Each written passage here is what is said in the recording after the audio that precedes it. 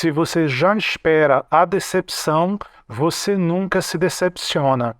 É engraçado quando a gente lembra que essa frase foi dita por uma personagem da própria editora Marvel e ultimamente essa frase tem servido como uma luva para as produções cinematográficas da editora.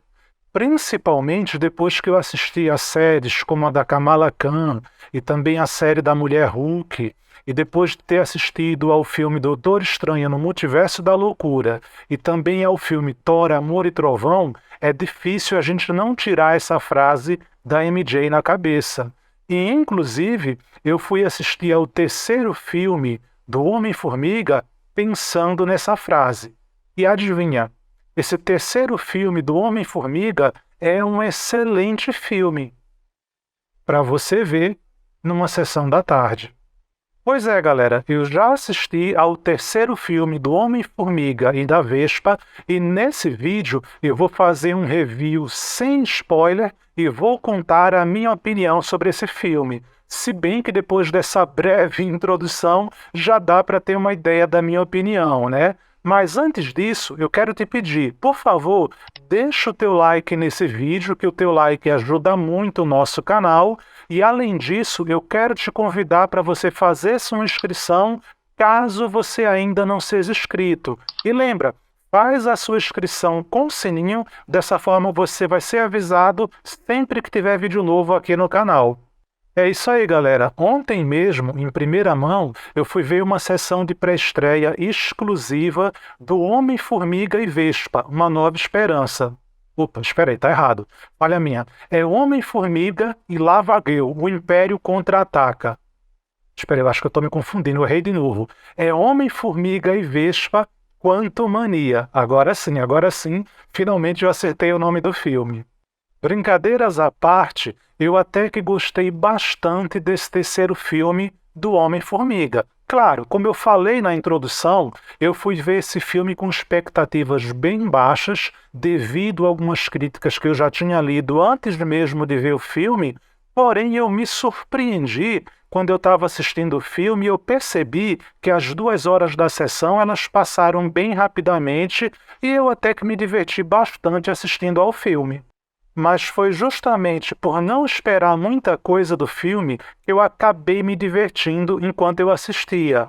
Porém, eu confesso que eu me senti meio perdido no começo. Eu não sabia se eu estava assistindo mais um novo filme da franquia de Star Wars ou se eu estava vendo um novo filme lá do Shark Boy e da Lava Girl.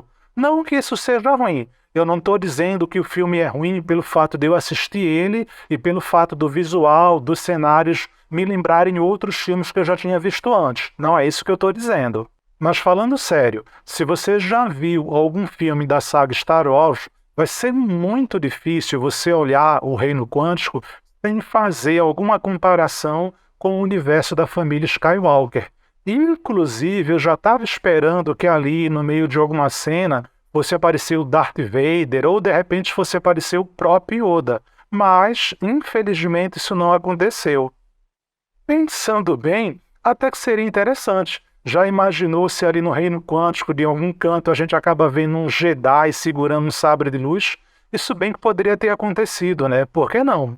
Uma coisa que eu tenho visto muita gente comentar é que Jonathan Majors, mais conhecido como Kang o Conquistador, praticamente carrega o filme nas costas. De fato, ele tem uma presença forte, ele tem uma presença marcante no filme, mas falando sério, comparado com o que a gente viu do Thanos, por exemplo, ainda não foi dessa vez, ainda não foi desse filme que eu senti o Kang como uma ameaça forte, como uma ameaça presente, né? Realmente um vilão ameaçador. Ainda não foi dessa vez que eu vi o potencial do Kang. Infelizmente, não foi dessa vez ainda.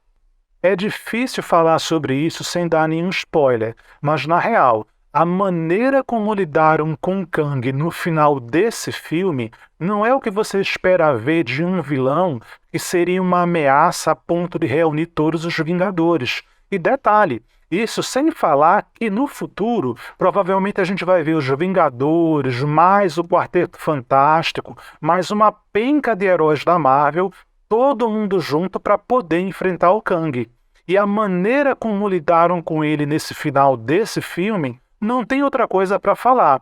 Eles nerfaram muito o Kang aqui no final desse filme. Realmente eu fiquei decepcionado, né? Não é o que você espera ver de um vilão que a gente sabe que no futuro vai ser uma ameaça multiversal. Ah, agora deixa eu aproveitar e eu quero fazer uma pergunta para vocês. Eu vou fazer um parêntese aqui que não tem nada a ver, mas eu tenho que comentar sobre isso.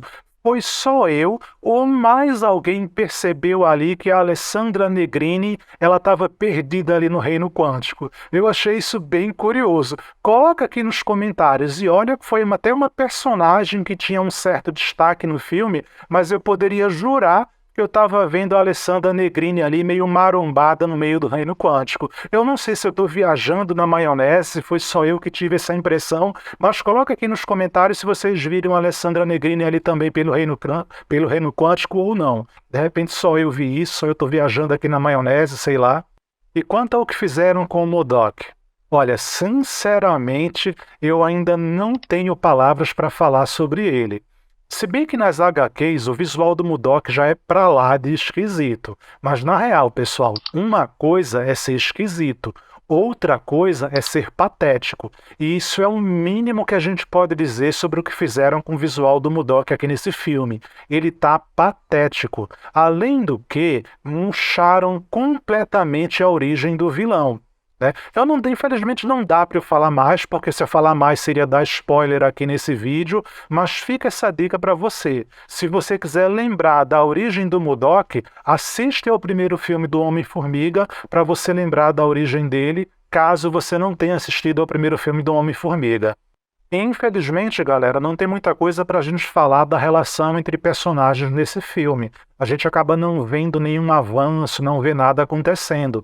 A Hope e o Scott, por exemplo, que são a Vespa e o Homem-Formiga, eles começam e terminam o filme do mesmo jeito, sem nenhum avanço, sem nenhuma evolução da relação entre eles. A mesma coisa a gente pode dizer da Janet e o Henry Pym, que são os personagens da Michelle Pfeiffer e do Michael Douglas. Eles começam e terminam o filme da mesma forma. A única relação que a gente vê levemente sendo desenvolvida é justamente algum relacionamento que a gente vê ali, né, entre o Scott e a filha dele. A gente vê alguns momentos ali de um momento pai e filha, alguma coisa acontecendo, mas é algo que é tratado bem de leve, né, sem muito destaque no meio da história. Basicamente, o grande mérito desse filme, se é que a gente pode dizer isso, é que ele serviu para apresentar um pouco mais do Kang, mesmo que tenham nerfado bastante ele nesse filme, e também, é claro, serviu para apresentar, né, a Cassie Lang, e ela pode ter algum papel importante aí no futuro do UCM, principalmente considerando que ela pode aparecer, né, no futuro em alguma formação dos Jovens Vingadores ou algo do tipo.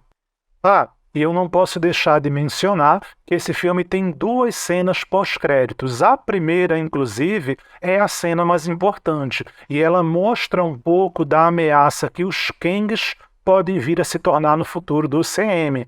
E isso mesmo, eu falei do jeito certo. Os Kangs, no plural, e não apenas o Kang, eles podem vir a ser, e vão ser, é claro, né, uma grande ameaça no futuro do UCM, e na primeira cena pós-crédito a gente viu um pouco disso. E a segunda cena pós-crédito, que realmente é lá no finalzinho dos créditos, ela serve para fazer uma conexão com a segunda temporada da série do Loki, que a gente deve ver estreando em breve lá no Disney Plus também. Como essa daqui é uma análise sem spoiler, fica difícil eu falar mais do filme sem começar a entregar mais da história para vocês. Mas enfim, como eu falei no início aqui dessa análise, Homem-Formiga e Vespa, Quantumania é um bom filme para você ver numa sessão da tarde. E minha nota geral para esse filme é uma nota 6. Mas agora eu queria saber de você. Qual é a sua nota para o filme? Coloca aqui embaixo nos comentários qual a sua nota, o que você achou do filme, e a gente segue conversando aqui embaixo nos comentários. E para fechar, pessoal, aqui embaixo na descrição do vídeo eu sempre deixo uma listagem com alguns produtos que eu uso, com alguns produtos que eu indico. dá uma olhada na lista de produtos que eu deixo aqui na descrição desse vídeo e caso de repente você vá comprar alguma coisa, compra pelos links que eu deixo aqui na descrição, que essa é mais uma forma de você ajudar o nosso canal. E falando em formas de ajudar o nosso canal, por favor, deixa o teu like caso você ainda não tenha deixado e aproveita para se inscrever também. Eu vejo você no nosso próximo bate-papo.